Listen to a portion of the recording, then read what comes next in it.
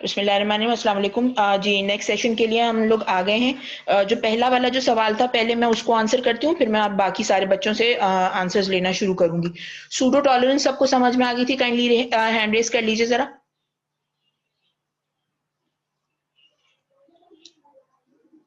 Okay, मैं अलीशा, आपको समझ आ गया था? Yes ma'am. Okay, thank you so much. अच्छा, आगे ये जो 3 टर्म्स लिखी हुई हैं आपकी, इनको अगर हम देख रहे हैं तो जो आपके पास आर्थ्रेल्जिया है, जिया, अब मैं 1 मिनट ठहरे, आपके साथ स्क्रीन शेयर कर रही हूँ, उसके बाद बताती हूँ। अच्छा जी, स्क्रीन शेयर हो गई है?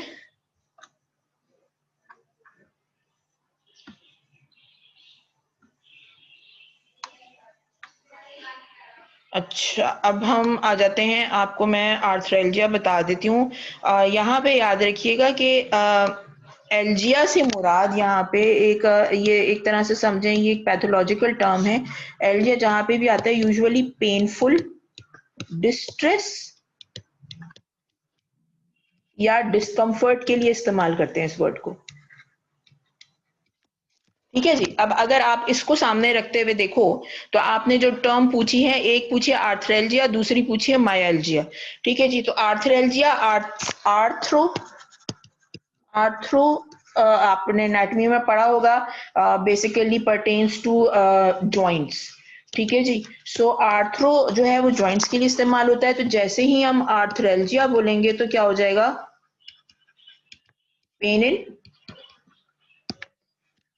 जॉइंट्स। ठीक है। मायो मसल्स के लिए इस्तेमाल करते हैं। ठीक है जी। तो आपके पास जब मायाल्जिया हो जाएगा तो that would be pain in या डिस्कम्फर्ट इन मसल्स।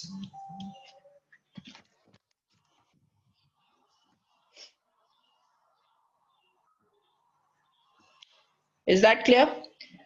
अच्छा, इसके बाद फिर आ जाता है आपके पास नेट्री यूरेसिस। नेट्री जी बेटा मैम, अच्छा, बोलो। मुझे सीडो टॉलरेंस में एक चीज समझ नहीं आई। टॉलरेंस का मतलब तो समझ में आ गया कि हमारी जो बॉडी है वो ड्रग रेजिस्टेंट हो रही है, हाँ, लेकिन सीडो अगर फॉल्स है तो मैम फॉल्स रेजिस्टेंट से मुराद क्या चीज होगी यहाँ पे? पेशेंट को फील हो रहा है कि उसको दवा का असर नहीं हो रहा, लेकिन एक्चुअली वो असर हो कर रहा रही है, है। असर कर रही है, लेकिन पेशेंट को उतना असर महसूस नहीं हो रहा। ओके, ठीक है ठीक मैम। है। ऐसा वैसे होता है? हाँ, काफी होता है, बहुत दफा होता है। यूजुअली ज्यादातर मरीजों के साथ यही हो रहा होता है कि वो जो है ना, वो ये क्या होता है, क्या दवा दी है, काम ही नहीं कर रही। हालांकि दवा काम कर रही होती है, लेकिन मरीज को ऐसा महसूस हो रहा होता है कि उसको दवा काम नहीं कर रही। बहुत दफा होता है। तो जो मैम आपके यानी थोड़े से एंग्शियस जो पेशेंट्स होते हैं, या वो इतने ज्यादा तकलीफ में होते हैं कि उनको बेसिकली आप जो ट्रीटमेंट दे भी रहे होते हो ना, तो उनको ऐसा लग रहा होता है कि उनको वो ट्रीटमेंट से कोई फायदा नहीं हो रहा। बहुत ज्यादा होता है ये। क्लियर? सही। तो यानी कि मैम ये तो एक, यानी क्या कहते हैं, पेशेंट का वहम भी हो सकता है कि उसको ऐसा लग रहा है, हाँ हाँ जी, बट एक्चुअली साइकोलॉजिकल वो ये कंडीशन ऐसा है। कुछ नहीं। एग्जैक्टली तो ये वही ओके, है ना कि गॉट इट। मतलब ये एक तरह से, लेकिन जो पेशेंट की जो फीलिंग है एटलीस्ट आप उसको कंसिडर तो करेंगे ना, कि अगर उसको महसूस हो रहा है ऐसा। तो यूजुअली डॉक्टर्स उस कंडीशन में फिर ये कर रहे होते हैं कि अच्छा, आपको इससे नहीं महसूस हो रहा ना, ठीक है, खराब दवा होगी। उसी चीज को डिफरेंट ब्रांड में जो है वो दे देते हैं, तो वो पेशेंट को असर करना शुरू कर देती है वो दवा। सही है ठीक मैम, है। समझ आ गया। ऑलराइट। अच्छा जी, नेट्री के हवाले से जब हम बात कर रहे हैं तो यहाँ पे अगेन टर्मिनोलॉजी समझने की जरूरत है आपको। यूरेसिस, यूरेसिस से मुराद क्या है? Something pertaining to urine. ठीक है जी। नेट्री, नेट्रियम से निकला है। नेट्रियम बेसिकली सेकंड नेम है फॉर सोडियम। ठीक है। तो इसका मतलब क्या हुआ? नेट्री यूरेसिस क्या हो गया? Excessive sodium in urine.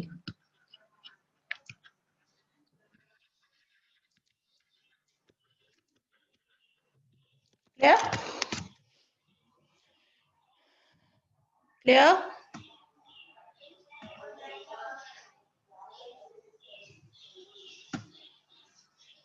अच्छा जी, अब इसके बाद फिर है हमारे पास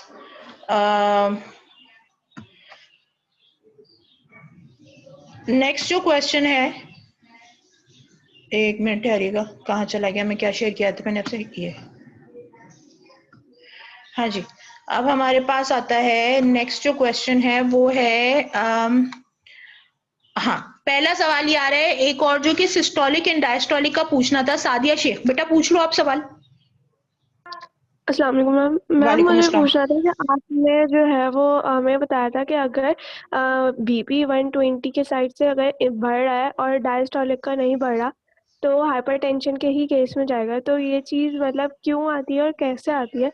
और अगर डायस्टोलिक इंक्रीज हो रहा है और सिस्टोलिक इंक्रीज नहीं हो रहा है तो वो फिर भी हाइपरटेंशन के केस में जाएगा। तो ये क्या है, मेरा ये कैसे पॉसिबल है?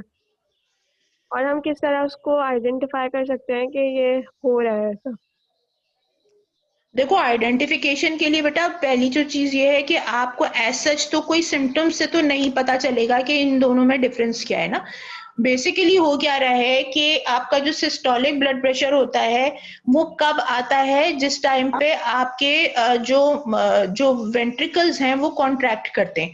तो वो जो एक इंक्रीज प्रेशर वेंट्रिकुलर वॉल की प्रेशर कॉन्ट्रैक्शन की वजह से और जो ब्लड के पूरे प्रेशर के हार्ट से निकलने की वजह से जो प्रेशर जनरेट होता है उसको हम सिस्टोलिक ब्लड प्रेशर कहते हैं।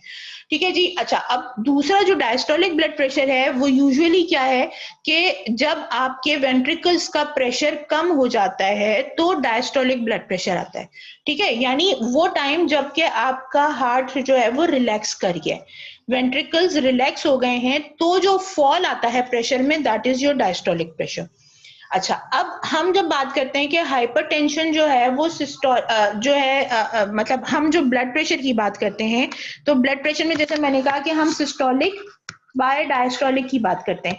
ठीक है, तो सिस्टोलिक जो है जिसकी नॉर्मल रेंज जो है वो 100 से लेके 120 तक की है मिलीमीटर ऑफ मर्करी, और डायस्टोलिक की जो रेंज है वो है 70 टू 80 मिलीमीटर ऑफ मर्क्यूरी।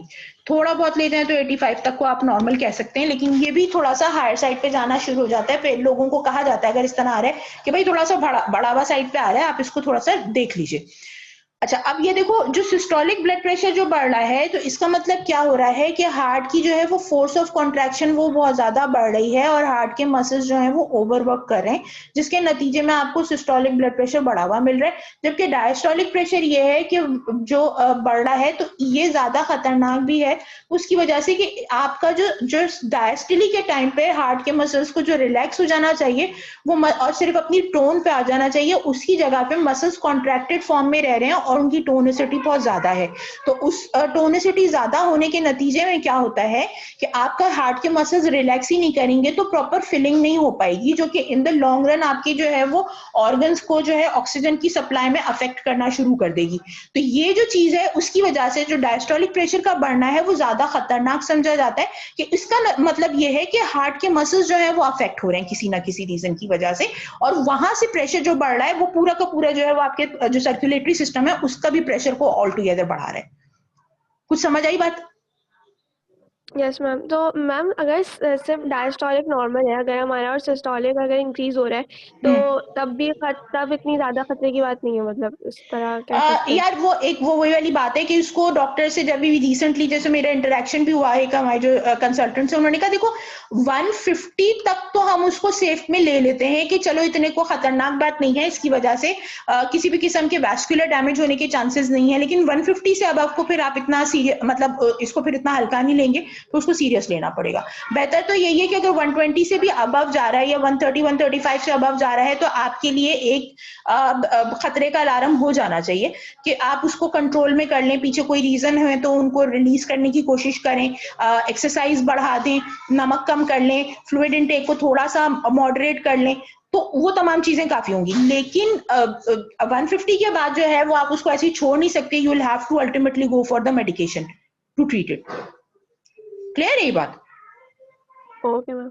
अच्छा मैम, एक और चीज पूछनी थी हाँ कि पूछे। आपने बोला था कि ब्लड प्रेशर का मतलब 120 और 80 जो है वो अगर हमारे मीडियम आर्टरी के मतलब जितना मीडियम आर्टरी के अंदर प्रेशर होता है उतने ऑलमोस्ट बराबर होता है, जस्ट मिलीमीटर का डिफरेंस आएगा अगर आएगा भी तो वो जो एक मतलब कि जो ब्लड प्रेशर की मशीन होती है जो नर्व्स मतलब मीडियम आर्टरी पे हम रख के देखते हैं, मतलब ब्रेस्ट के पास टाइप रख के देखते हैं, तो उससे इतना प्रॉपर हम कैलकुलेट कर सकते हैं, मतलब वही प्रेशर लेंगे अगर हम बीपी अगर कैलकुलेट करेंगे तो वही प्रेशर आएगा? नहीं, अब फर्स्ट ऑफ ऑल आप थोड़ा सा करेक्शन कर लो। हम मीडियम साइज जो है देखो हमारे पास जो आर्टरीज है ना, जो लार्ज आर्टरीज हैं उनमें किसी भी ऑर्गन में एंटर होने वाली जो मेन आर्टरी है ना, किसी भी पोर्शन में जो एंटर होने वाली जो मेन आर्टरी है वो लार्ज आर्टरी में शुमार होती है।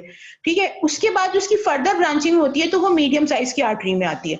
आप जो सवाल पूछ रही हो, हम ब्रेकियल पल्स चेक कर रहे होते हैं, यानी आप जो आपकी जो आर्म के अंदर जो आर्टरी आ रही है जो कि ब्रेकियल आर्टरी कहला रही है, हम बेसिकली उसके अंदर बीपी चेक कर रहे हैं, तो that is included in the large artery. सही है। यूजुअली कहा यह जाता है कि जो लार्ज आर्टरीज हैं उनका प्रेशर और जो प्रेशर हार्ट में है वो तकरीबन with 1 to ±5 millimetre of mercury के अराउंड रहता है।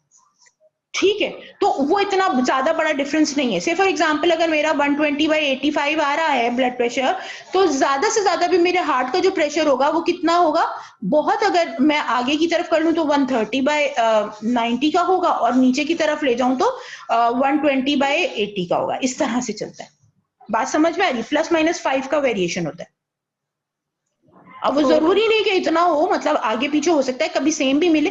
मतलब देखो ब्लड प्रेशर बेसिकली हमारा जो है ना वो दिन में 24 घंटे वेरी करता रहता है। आप किसी एक टाइम पे अगर मखसूस करके ब्लड प्रेशर चेक करोगे तो पता चलेगा कि हाँ जी इस टाइम पे इसका ब्लड प्रेशर इतना ही रह रहा है। अगर आप हर दफा अलग अलग टाइम पे चेक करोगे, लेट के चेक करोगे अलग आएगा, उसी टाइम पे बैठा के चेक करोगे बिल्कुल अलग आएगा, फिर उसी मरीज को थोड़ा 10 मिनट चला के दोबारा चेक करोगे ब्लड प्रेशर चेंज हो जाएगा। सो ब्लड प्रेशर बहुत वेरिएबल चीज है। ठीक है, तो उसमें चेंजेस आते रहते हैं। आप किसी भी चीज को एक स्पेसिफाइड नहीं कह सकते उसके बारे में। क्लियर? लेकिन हाँ वो कोशिश करते हैं कि हम इसके बेस पर जो है, क्योंकि ऑर्गन डैमेज होने के चांसेस बहुत ज्यादा है ना, तो इसलिए आपको इसको मॉनिटर करना जरूरी है। समझ आ रही बात? क्लियर है सादिया? Yes ma'am. ओके, इसके बाद काशान